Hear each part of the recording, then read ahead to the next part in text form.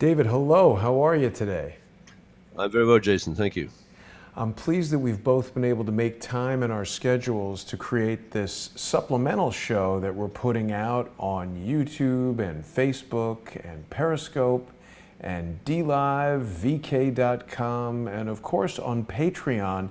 You and I, David, have created the reverse engineered crime scene investigation show, and we're doing that every Friday at 1 p.m. People can see that on patreon.com/reverse-CSI storyboards and patreon.com/crowdsource the truth. I've really been enjoying the show that we're doing together, and for people who are not yet sponsors of David's, please go over to patreon.com/reverse-CSI storyboards. It's very important that the viewers who are watching support this work. We're trying to specifically avoid corporate sponsors and large advertisers, and that includes Google and some of the other major tech companies that control these platforms. There were some pretty shocking words coming from Tim Cook of Apple with regard to their policy on censoring people's different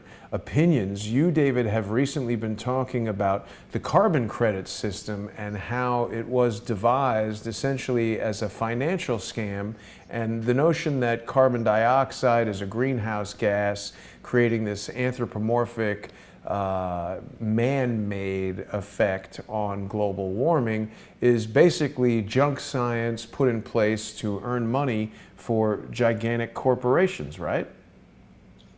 Yes, and it has a very sinister roots in British intelligence because back in 1994, the National Physical Laboratory, which had a stellar reputation in advancing science across many disciplines, was outsourced to a British company called SERCO and SERCO shareholders.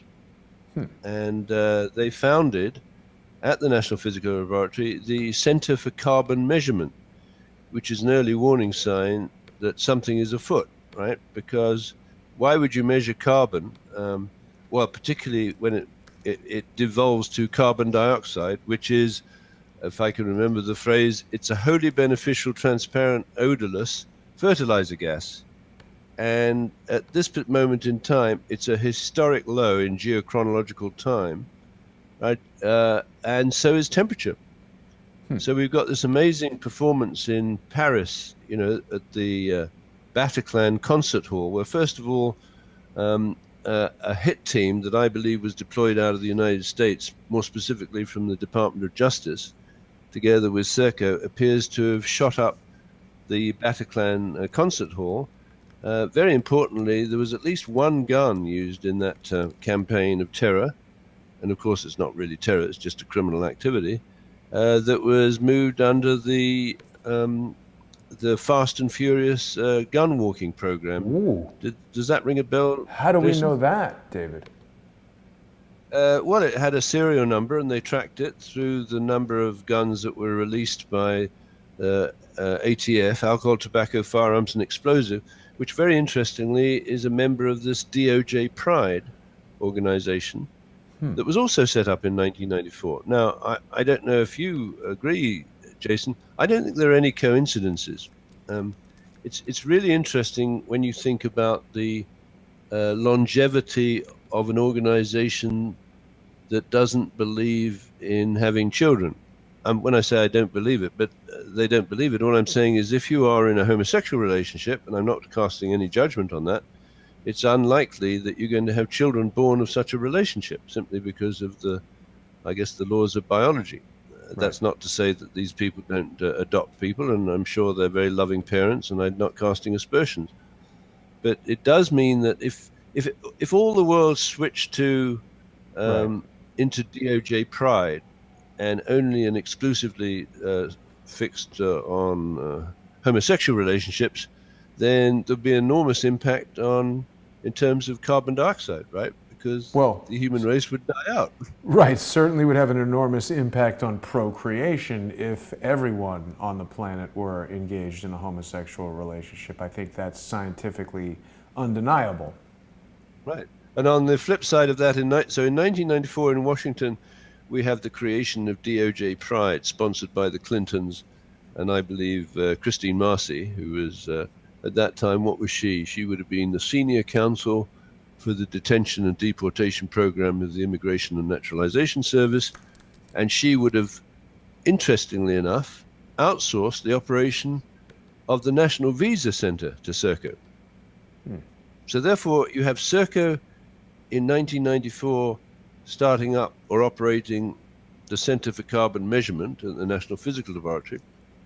And obviously, the objective here was to demonize carbon dioxide and then actually create the most interesting market. And sometimes I still have trouble getting my head around it, which is to actually pay people to save carbon dioxide expressed in terms of the weight of carbon saved. Now, if you blow a plane out of the sky, sorry, I've got a bit of a cough. Can you just jump in there? Sure, no problem. I'm just looking up the Center for Carbon Measurement. I mean, this is amazing stuff, David. I have not heard before right now. Obviously, I heard about that shooting at the Bataclan in Paris, but I had not heard that the gun or a gun had been traced to the Fast and Furious program. I mean, we know from speaking with Cheryl Atkinson and reading her book, The Smear, that her reporting on Fast and Furious made her a target of government hacking. You know, she's an award-winning journalist, and she's got the financial resources to hire a legal team that did substantial investigation into the hacking of her devices and traced it back to government IP addresses. Sinister characters like Eric Holder were involved. Barack Obama, who you and I have spoken quite a bit about, some of the questionable details in his background, his upbringing as a child, and some weird symbols he's seen wearing back to very young age. Where did you learn that the gun was traced back to Fast and Furious? Oh, years ago, on Able Danger, we wrote about it extensively. And the great problem with this is, is to identify, it's a really interesting mixture. Actus rea means the facts of the case. So it's either a fact or it's not, whether or not there was a Fast and Furious gun used at the Bataclan concert hall, right?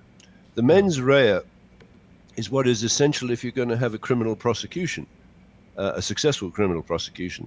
So I look into the bowels of the Department of Justice, and I think it's very germane to actually show the, if you wouldn't mind, the bridge again. Sure. Because inside the bridge, we've got this interesting spider's web, if you will, of links. And people that are communicating amongst themselves covertly. That is to say, the encryption system of the Federal Bridge, invented actually by GCHQ, back in the late 60s and early 70s, and shared, as I understand it, with NSA, allows you to use non-secure networks to send secure communication through a public key system. You know, I've got it here somewhere, Now, David. Sorry, bear with me. Yeah, sure.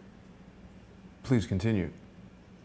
Yeah. So anyone that buys into this arrangement and provides the kind of services, the powers that operate or control or have custody of the Federal Bridge, is automatically routed through to other members, provided they share the same key and the certificates have not been revoked. Now, to revoke certificates on the Federal Bridge, you need to be up at the root key level.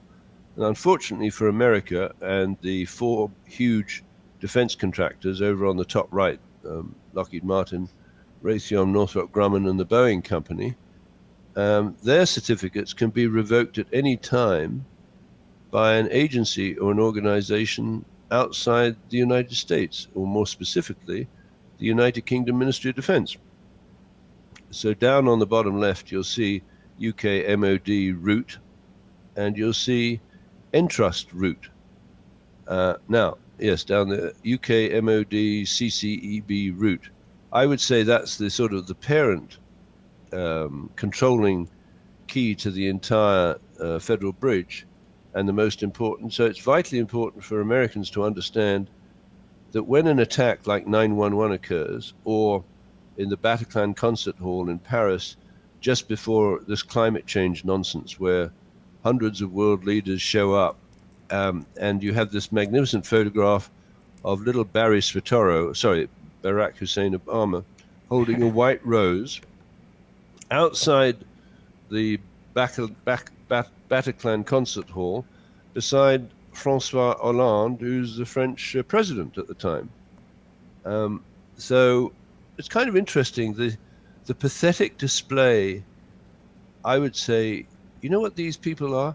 They're terrified, Jason, because they know, and Barack Obama knows, that there is an organization out there that has covert communications established between the most powerful organizations and ruthless organizations in the world, that at any time, if they decide they need to have some carbon dioxide saved, let's say a few tons, they can find someone who'll go and do the saving by shooting up a concert hall in Paris and killing 90 people.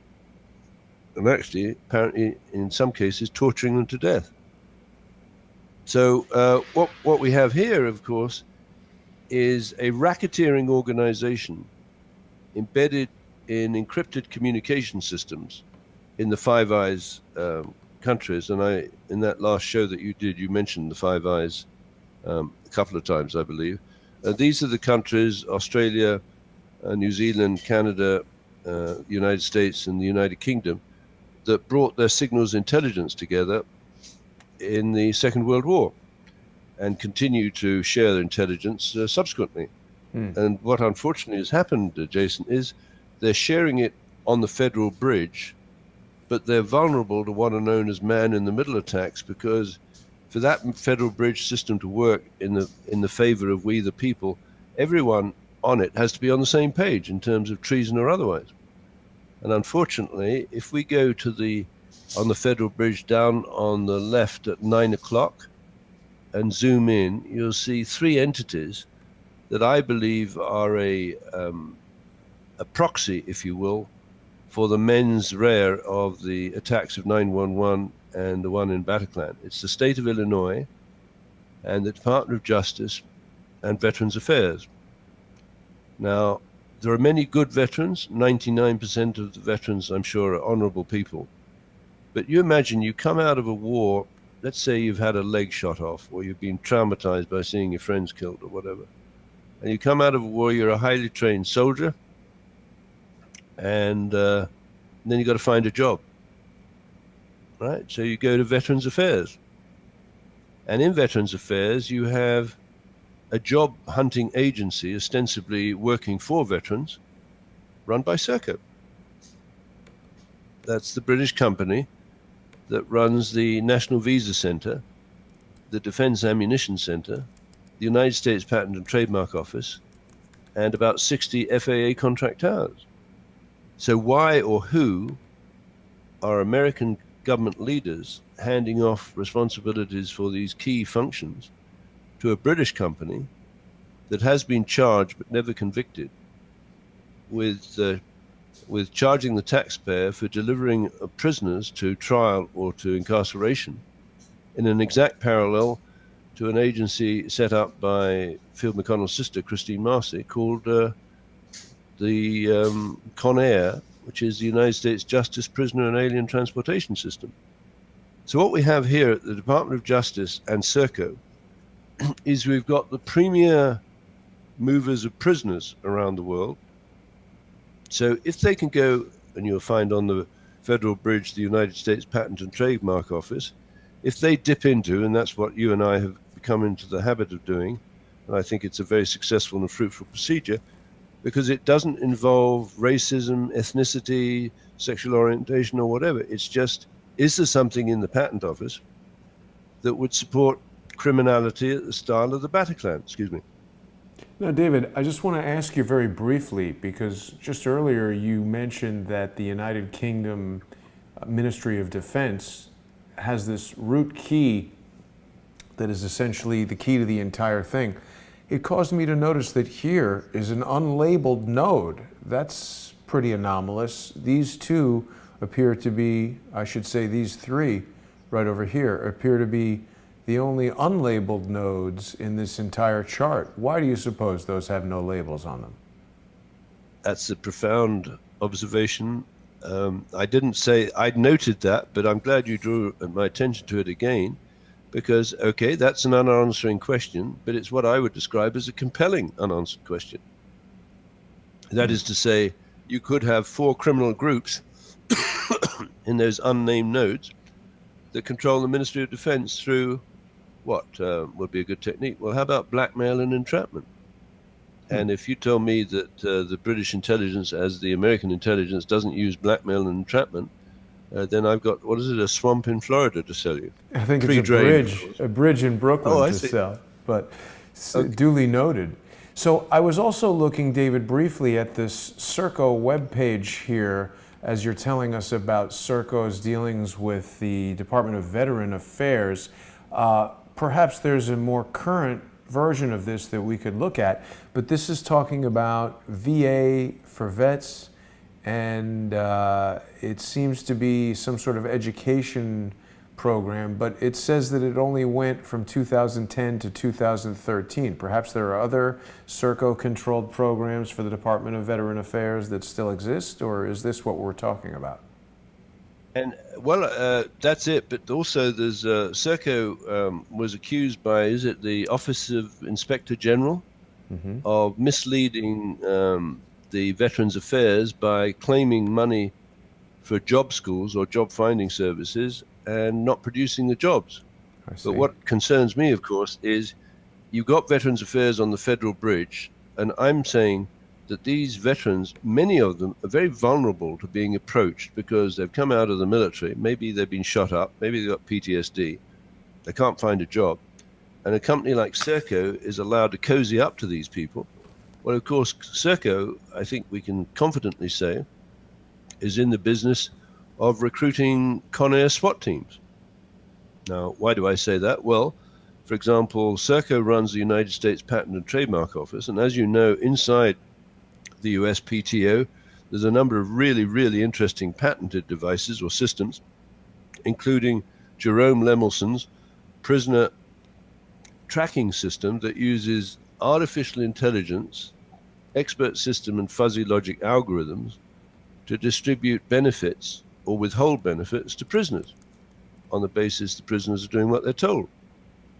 So this gives you the opportunity, or at least someone who is so minded in the Department of Justice, I think specifically in the DOJ Pride program, to get a SWAT team out of a jail, fly them to Paris, right? Move them into positions prior to the conference on climate change, with the express purpose of taking down the carbon dioxide emissions from otherwise innocent people and selling it on the market and using that as a kind of coercive proof that it would be a very good idea when the leaders arrive in Paris to agree on a binding, legally binding agreement to keep, and this is the stupidity. I mean, these guys, they're dumb as a bag of hammers, right? I mean, they don't have to be scientists. What they've said is that they've all agreed to keep the Earth's temperature 2 degrees below what it was pre-industrialization. If you go into the pre-industrialization, the geochronology of what you showed the other day of carbon dioxide plotted against temperature over hundreds of millions of years, you'll find there's a couple of minima. I can't remember my geochronological period. I think it's the Permian or something like that, when the temperature of the Earth and the carbon dioxide is historically low. And there's one other period when both are low together, and that's the present, Jason. So they're doing, or they're trying to persuade us to believe exactly the opposite of what is true. Temperatures are low and carbon dioxide is low at the moment. Right? So they've assembled a criminal organization embedded in the Department of Justice, Veterans Affairs, I believe, in the state of Illinois, which is where Obama and Dennis Hastert hail from, with the British company SERCO that is running the Center for Carbon Measurement, and they're persuading us in the world that unless we reduce carbon dioxide, then the world is going to get hell in a handbasket and we're all going to get roasted. And to avoid that, they've created a market, which is, I believe, a fake market, where people like SERCO can go into a crime scene with maybe some prisoners or vets borrowed from their various areas of deprivation and blow up buildings and kill people and actually sell carbon credits as measured or expressed in terms of weight of carbon saved on a hidden market on the Federal Bridge. See, David, you've just said something pretty important. You're saying prisoners or veterans, but I mean, couldn't this Jerome Lemelson tracking and what is it called? Jerome Lemelson tracking and warning system, couldn't it be used on basically anyone, considering that each person now carries a cell phone that is uniquely identified to them with a GPS in it? I mean, there's a lot of ways to track people, right? Absolutely. So they can make you a prisoner, if you will, of technology. I mean, prisoner is an interesting word. Many people I talk to feel we're imprisoned in the communication systems of this age because what we get is what we're fed, right? So we don't see reality. Well, by this notion that the Jerome Lemelson patent, which this is filed in 1998, so it was intended for tracking prisoners. Remember what Jerome Lemelson did or does? He does submarine patent. Right. So the mere fact it's filed on a certain date doesn't mean to say that it wasn't registered covertly in the United States Patent and Trademark Office. Of course, but all I'm trying to say is, in 1998, perhaps this was a method of tracking prisoners who were either having an ankle bracelet or in a prison or somehow able to be tracked. But this same technique, this same patented technology could today, 20 years later in 2018, essentially be applied to anyone. So this becomes a person tracking and warning system and corresponding methods, and therefore fuzzy logic and expert systems, artificial intelligence, etc., could be used to track anyone and upgrade or downgrade their privileges, whatever we want to determine a privilege is, based on their performance. Well, living is a privilege. Living, right. Being able to have a bank account. I mean, we're hearing quite a bit about what the FBI and the Department of Justice, and by extension, the Special Counsel's Office under Robert Mueller, we're hearing about what they're able to do to people like General Michael Flynn, people like Michael Cohen, people like Paul Manafort, Dr. Jerome Corsi. Perhaps staying out of prison is a privilege bestowed on us by the Department of Justice. Bill Binney was with me just the other day, David, and he's an individual I'd love to put together with you. Perhaps we could schedule an interview together in the future, because Bill was a 32-year veteran at the NSA and knows very well how NSA systems can track basically everyone. And Bill, unfortunately, had never heard of and had no knowledge of the Federal Bridge. What do you think about that? Well, I think that there are two issues here. The first issue is obviously that this technology, Jerome Lemelson's technology for prisoner tracking, can apply to anyone. And in fact, when you read the abstract, it's prisoners and parolees, that is to say, people who are out on parole, which might be, 24 or 48 hours, which might have given a hit team an opportunity to go down to little John Benet Ramsey's house in Boulder, Colorado on Christmas Day and be back in jail the following day with what for them might be rather bizarre and very sweet memories, but might for the family of John Benet Ramsey and the employers of the father, which was Lockheed Martin, it might have sent shudders through their spines, and they received effectively a warning. Well, you have a lot of privileges at the moment, but we have ways of taking away your privileges. Right. Right? Exactly. Now, Jerome Lemelson has another patent that is entirely relevant to what you just said, which is friend or foe detection system and method and expert system military action advisory system and method. Priority date 1999. Now, what that means is an innocent individual can be deemed to be a friend or an enemy arbitrarily. by switching from one technology or one sphere of influence or one encrypted communication systems to another. You could have your passport, or sorry, your passwords revoked or your certificates revoked by the people who have custody of, and that's why I keep coming to that phrase, custody of the patent devices. That is to say, you're not the assignee, you're not the inventor, you're not the owner of the patent, you're not the patentor. You've been granted temporary license over the Federal Bridge Certification Authority to use Jerome's patents during the 9/11 attack. Now, suddenly, some people, the blue team, get their certificates revoked, and I'm told that Washington went blind, deaf, and dumb on 9/11. That is to say, no one was able to communicate any form of defense or appropriate response to the attack. Dick Cheney wasn't able to talk to George Bush, and obviously George Bush was being tracked, presumably as an enemy, by the people who put on the attack. And he got a message, or his pilot got a message in Air Force One, Angel is next. So Bush is not stupid. He would have understood that whoever's out there is totally penetrated the United States command system. Now, there's an organization I think you might have heard of called the Defense Red Switch Network. Do you know? Have you heard of that? I have not heard of that. Okay, Defense Red Switch Network links the Commander-in-Chief, the President of the United States, with the line commanders in the Marines, Navy, Air Force, and Army. It's top secret, and it allows various levels of communication, including, I think they call it flash override. Now, there used to be a terminal for the Defense Red Switch Network on the desk of the President of the United States.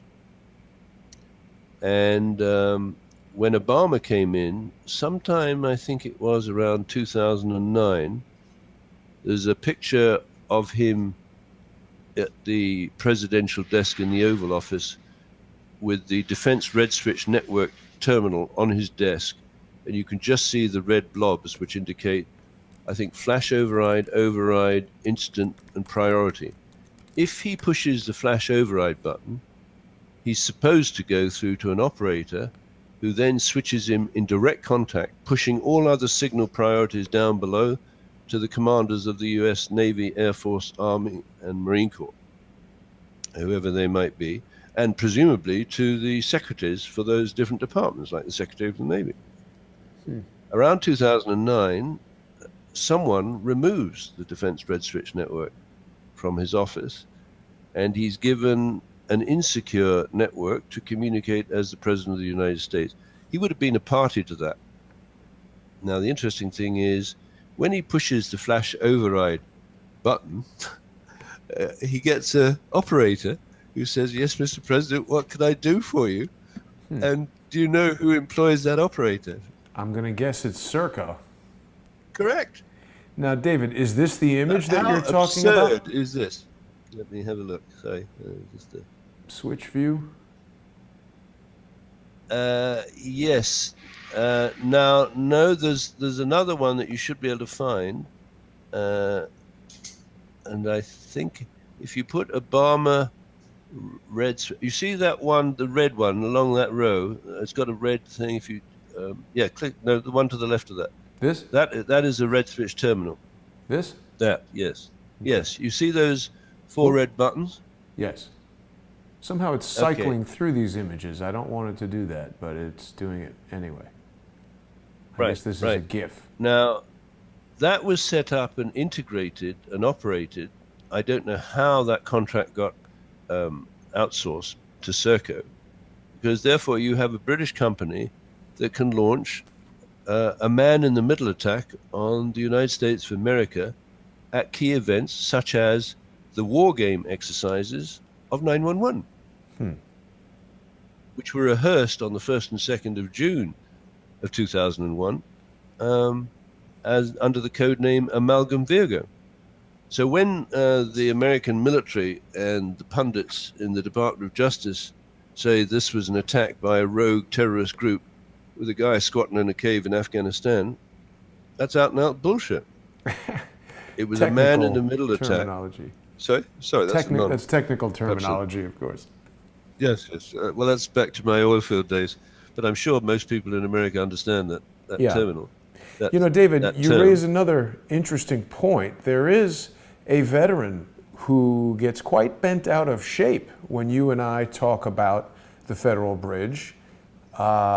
He's a guy who is trying to convince us that this is nothing more than a credit card processing facilitation of some kind. But of course, it doesn't make sense that you would have the United Kingdom Ministry of Defense, the Netherlands Ministry of Defense. I mean, is Boeing processing credit card charges? It's interesting to me the way this person tries to deflect from the information that you are bringing to people's attention. And he's gone after yet another veteran, Michael Barden, who has shown us information that he was involved in a training exercise on September 5th, 2001, which I've shown before. It's a statewide training for a mass casualty incident there in California that showed a picture of an airliner exploding 6 days before the attacks of September 11th. I found that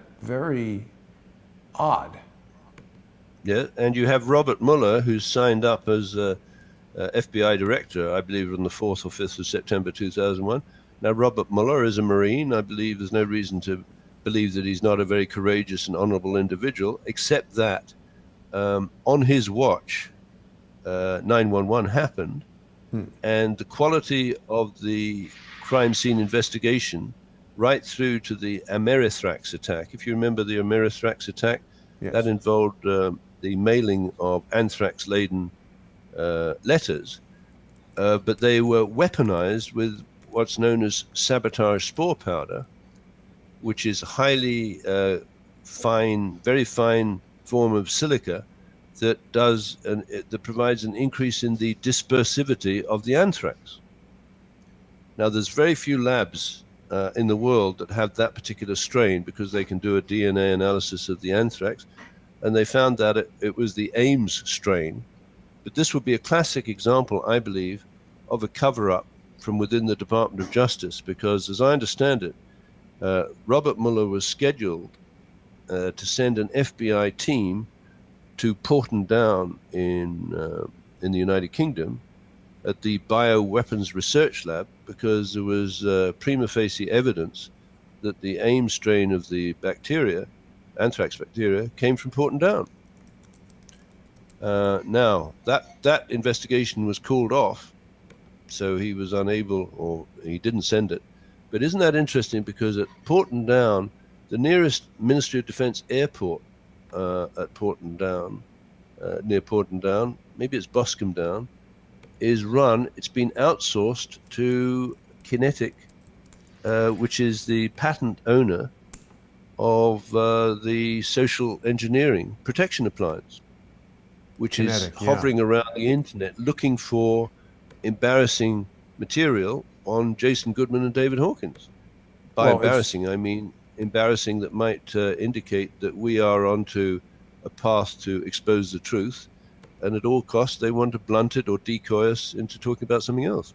Well, it's interesting that you bring that up, David, because the very same veteran that I was referencing earlier has been on a now almost 2-year-long dedicated campaign to attempt to raise concern about information related to me and to try to embarrass or otherwise hamper the work that you and I do and the work that I do with the various other guests that appear on Crowdsource the Truth. I'm showing the Google Earth images of this Boscombe Down airport in the United Kingdom. It seems, to be a military base, but it seems like every week this very dedicated veteran is dedicated to nothing more than making up false stories about me and trying to tie them to loose pieces of information that I am somehow connected to.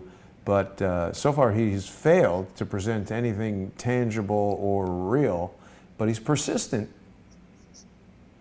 And he succeeds in one sense because such kind of initiatives are distractions, so you and I and people like us have important work to do in pursuing the truth, which is deeply embedded inside this web, or the Federal Bridge as we know it.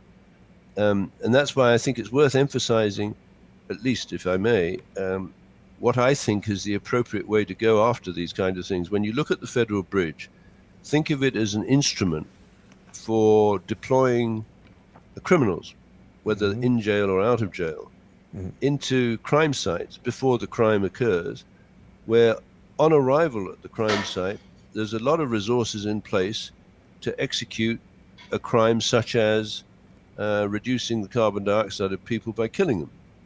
Right? Now, to execute those kind of crimes and get away with it, you need what I call the 6 phases of the crime. It needs to be scripted. You need to spot the victims to make sure that they're in the crime scene at the appropriate time when your killers come online.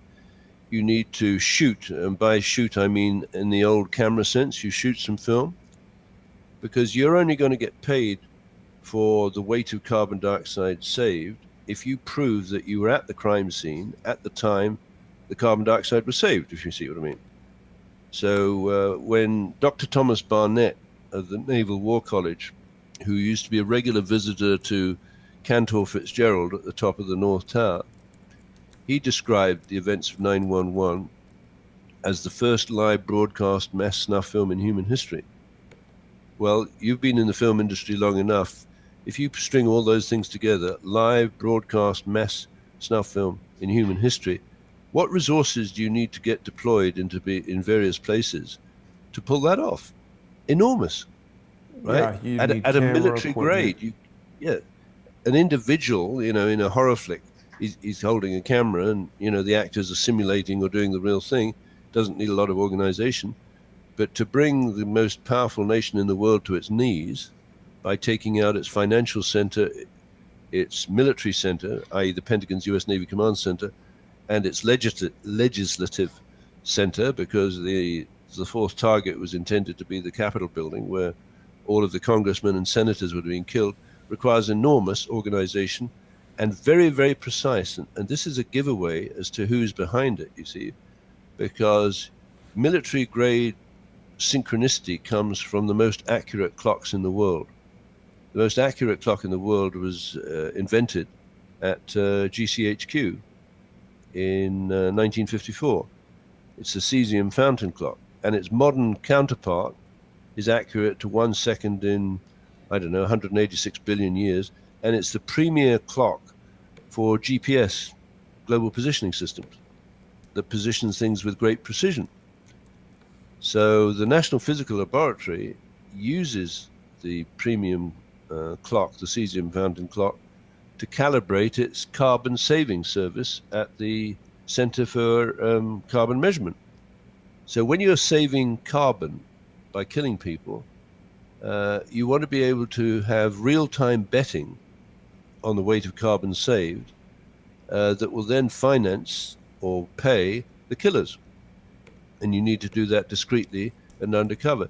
So I think we've had a look at Howard Lutnick, Jason, who developed and patented a system for real-time interactive wagering on event outcomes. I think that's the title of his patent. Yes. Now, an event outcome could, of course, be what's the weight of carbon saved? Well, exactly. What is the weight of the carbon saved in the Bataclan Concert Hall massacre? Fairly easy to calculate because you take an individual. Let's say you could actually break it down to the people who actually died, but you take the average age of the people who were at the Bataclan concert, and it was an eagle of death or something like that. I don't know, angel of death, is it? Eagle of death? I don't know. They were putting on the music. So there was a bunch of people near the stage when the shooting broke out. But you could estimate through the Center of Carbon Measurement the weight of carbon saved by killing the 90 people, and meaning that they wouldn't be traveling through the rest of their lives on trains and boats and planes. So you could put an estimate. So you could have a real-time indicator in the various hotels nearby the Bataclan Hall of the weight of carbon saved, and you could have people inside those 4-star or 5-star hotels betting on the weight of carbon saved, whilst SERCO, which I believe arranged the hits with the Con Air SWAT teams, is actually going to spot fix it so that the party that scoops the pot is an insider of SERCO. That's serious money. Jason, over to you. Now, David, while you're talking about all this, as usual, it causes me to think in other terms of other crimes that we've been looking at here on Crowdsource the Truth. And certainly there's no city on earth probably better known for wagering than Las Vegas. And of course, there was a mass casualty event there in October of 2017. I wanted to direct your attention toward that for a moment because there's a lot of information that continues to come out about this, and you always talk about snuff films, etc. You know, one of the most profound details of this incident is that Stephen Paddock, the alleged shooter, had a laptop computer in the room that was found, according to the Las Vegas Metro Police, without the hard drive in it. And there were certain things about the photography of this incident that are anomalous. For instance, I don't know if you've seen this panoramic photo before. Can you see that right now on the screen share? This is an image made up of 3 separate photos, and people can imagine how 3 photos taken with a camera can be stitched together. But I can tell you, David, from my work in visual effects and virtual reality and 3D, getting a perfectly stitched, seamless photo like this requires specialized equipment and skills. And the likelihood that 3 randomly snapped photographs could be stitched together this accurately, that remains unexplained to me. This looks like a photograph taken by a professional who knew exactly what they wanted to do as far as stitching these 3 images together.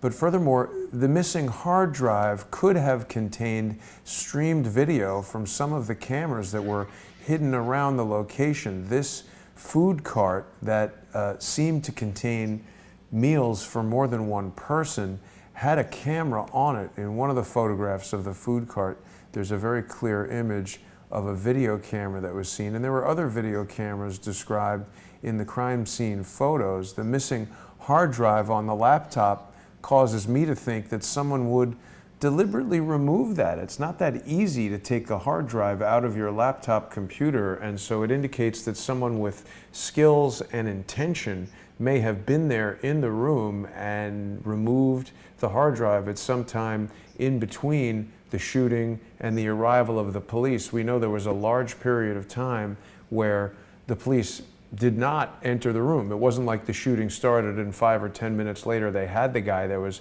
40-some minutes that are sort of unaccounted for, and it just causes me to wonder, with all the other anomalous things going on at this mass casualty event, were there high-value targets that were sought or even perhaps eliminated? What happened with this hard drive from the computer that's missing? What was contained on the hard drive? It's also recently come out, David, that there were, I think, 3 females in the room with Stephen Paddock that were actually registered with the hotel, but yet none of this has been explored by the Las Vegas Metro Police, the FBI, or the mainstream news media. Yeah, and you see, here we have this tremendously difficult distinction, I think, for the average person to make, is they want to find a guilty party.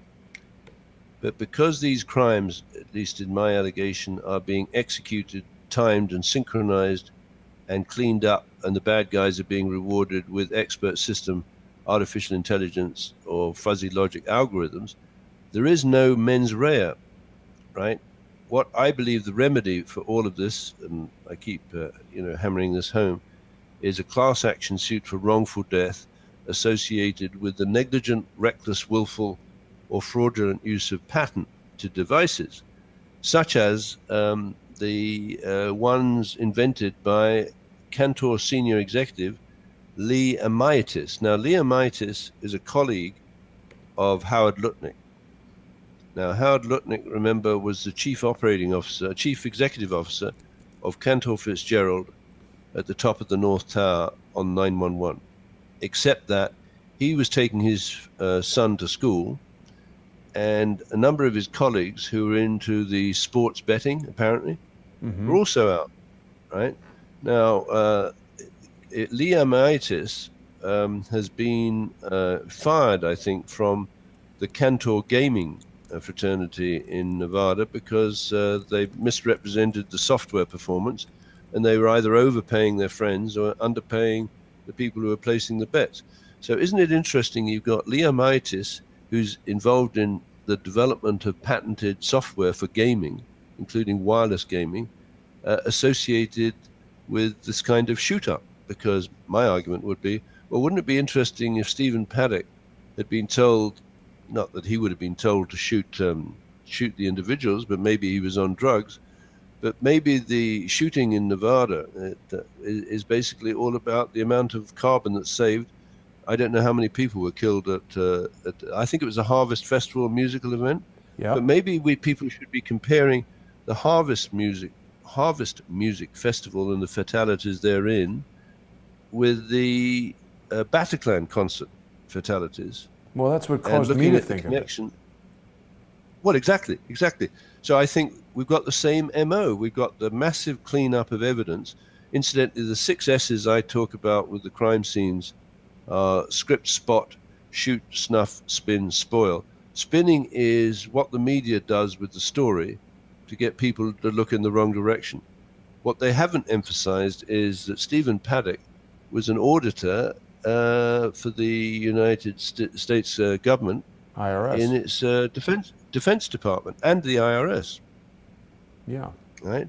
So he would have understood from the inside out how large amounts of money can move covertly within government. And I'll give you another source of moving covert money, which is the Department of Justice Asset Forfeiture Fund. I think we've jokingly said you might be driving around New York with your Lamborghini and be stopped because they don't believe that an impecunious talk show host can legitimately own a Lamborghini, and they'd take it, right? And then you would have to sue them to get it back, because you probably wouldn't want to explain the source of money, to buy the Lamborghini. And of course, I'm just joking, because you don't have a Lamborghini, I assume. Correct. Jason. I do not.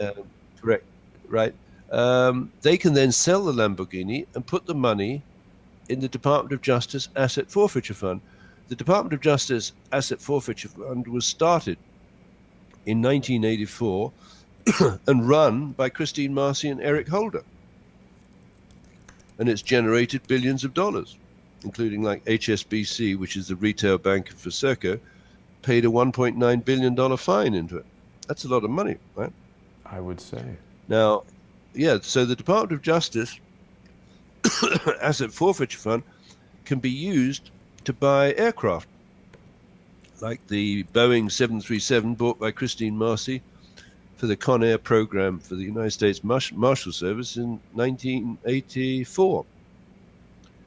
So you've got huge amounts of money floating around covertly within the government system, which can leak out into these kind of crimes, but it's almost impossible. I would say it's 100% a waste of time to try and prove murder one. The best we can do is go for wrongful death and help injured communities through the discovery process that effectively you and I may have pioneered on real-time radio shows.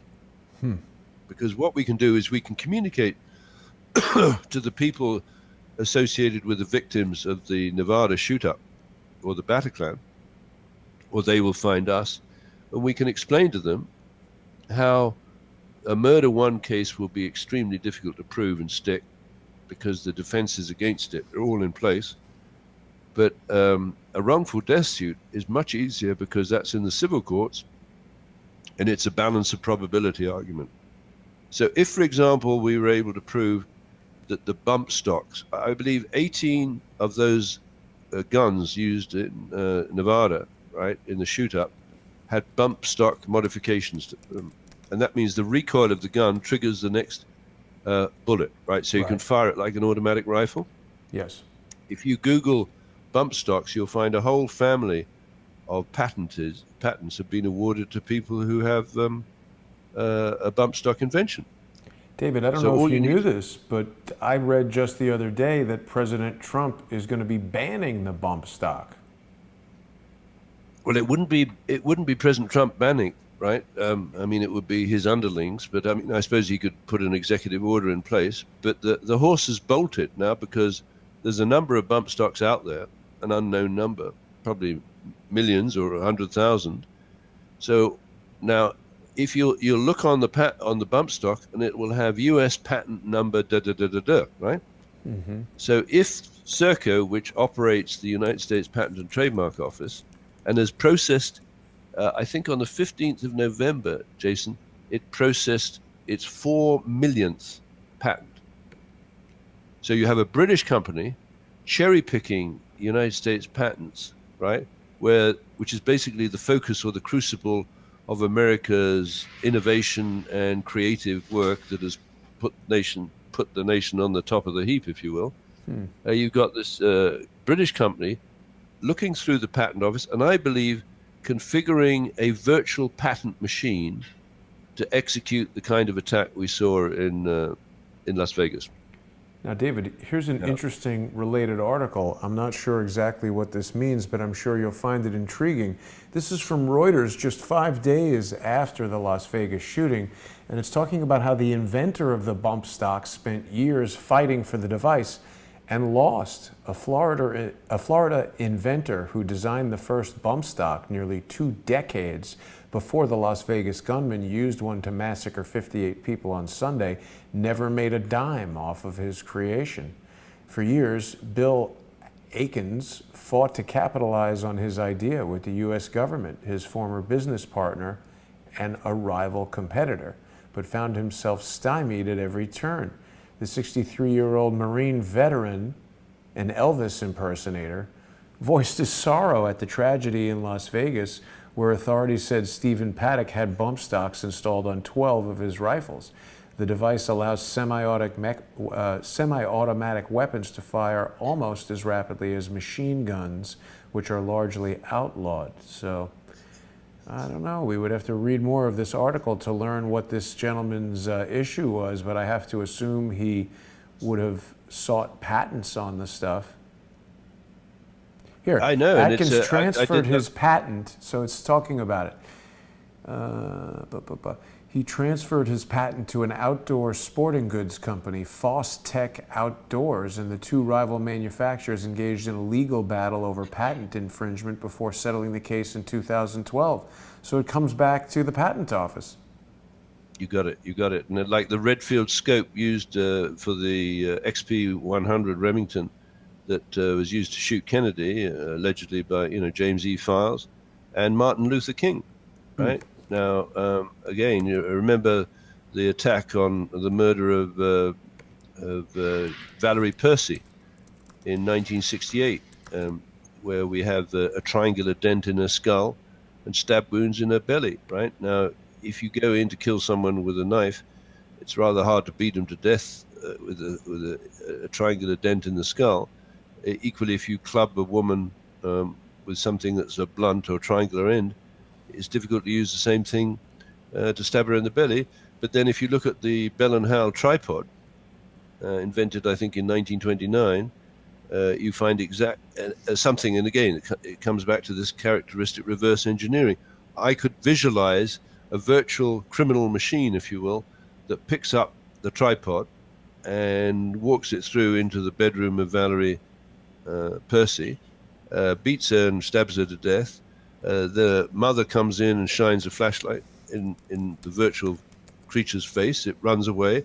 But I think, as you showed yesterday, or the last show, an almost perfect match, I believe, between Peter G. Peterson, who was the research director of Bell and Howell at that time, and would go on to become the chairman of the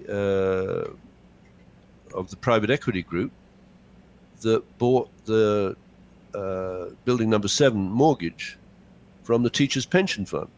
And you remember I mentioned before that Jim Fetzer got really annoyed when I pointed out that the Teachers Pension Fund, if it had retained an insured interest in building number 7, would have perhaps doubled its money when the building came down, because 6 weeks before it came down, they doubled the insurance on it. He also got annoyed when I tried to explain to him how holograms do and do not work. So that was interesting to see. Right.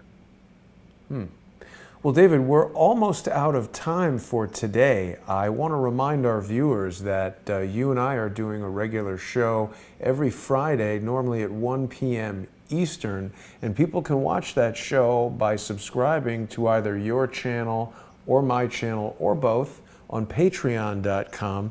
They can find you, of course, at patreon.com/reverse-CSI storyboards, and people can find Crowdsource the Truth on patreon.com at patreon.com/crowdsource the truth.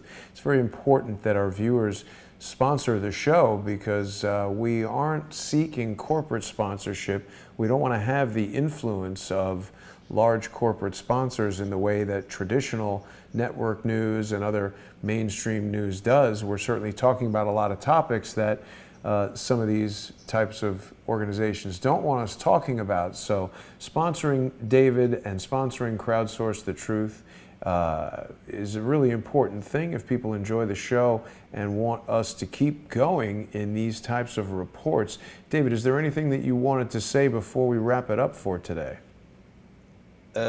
Just to remind folks about Lee Amaitis. He has an invention, systems and method for providing wireless gaming as a service application. My allegation would be that SERCO's SWAT teams have access to this device, and if they want to arrange or bet on the weight of carbon saved at a given event like the Bataclan Concert Hall, they can do it from the safety of their 4-star and 5-star hotel rooms. Over to you. So this guy Lee, the Brooklyn Bruiser, he has patented technology? Oh yes, if you look at Lee Amaitis and Amaiti and Howard Lutnick, in very many of these patents, they've gone in as multiple inventors, and it's put it under the label of CFPH, which I think is Cantor Fitzgerald Patent Holdings. Well, Cantor Fitzgerald lost more than any other organization, lost 658 people in the attack of 9/11. Wow. The next, I suppose, closest would be the firefighters of New York, 343. So just going back to that point, I believe the best remedy for the families of the victims is to develop a class action lawsuit, where I think you and I and shows like us, we can do a discovery in the court of public opinion and show them how to bring that case, and it's got a much higher chance of success because you're not trying to prove murder one, you're trying to prove a balance of probability argument that these devices were used to kill people. Over to you. Now, David, as I look at these various patents that are assigned to Cantor Index LLC that have got among them Lee Amaitis as the inventor, which we should also note that very often the people whose names are associated with patents aren't necessarily the scientists or inventors who have anything to do with inventing them. They could be the owner of a company that's paying for them or paying the salaries of the people that actually invent this stuff. But some of the titles are quite intriguing given the allegations that you have brought about today. We're talking about the submission of pre-authorized tax-related documents related to game payouts. That could be carbon taxes like you're talking about. The method and apparatus for providing advice regarding gaming strategies. That doesn't make too much sense to me, but this is quite intriguing. A system and method for betting on a subset of participants in an event. So this could be sort of spot fixing a bet on how many females attending the Route 91 Harvest Festival would die as the result of a headshot. You got it.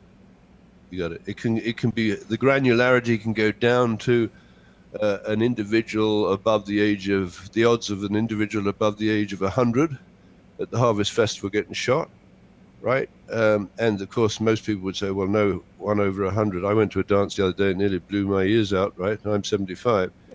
But so you might logically say, well, no 1 over 100 is going to go to a Harvest Festival. But let's say there was a lot of money on it, right? Well, maybe you go and find a guy over 100 years old and take him to, send him there. Then he gets shot and you win your bet, right? So the the possibilities of manipulation on the Federal Bridge are huge. And that's why it comes back. The possibility of proving murder one is almost impossible. The probability of proving wrongful death is almost 100%. So all we need, I think, I think we've developed a very good technique, like you found on the Federal Bridge, those unassigned or those 4 blue blobs. Well, I think it's very important in discovery, who are the 4 blobbers, right, that are unnamed. Exactly. It might be a criminal group in London that stretches back to the Cray twins that ran a pedophile protection racket from behind bars. It's interesting for sure, David. Well, it's been another fascinating investigation. You and I, of course, will be back together on Friday. People can join us by going to patreon.com/reverse-CSI storyboards or patreon.com/crowdsource the truth. Thanks for watching, everybody. I'll be back this evening at 5 with Charles Ortel. He will be closing in. Thank you very much, David. Thank you, Jason. Bye now.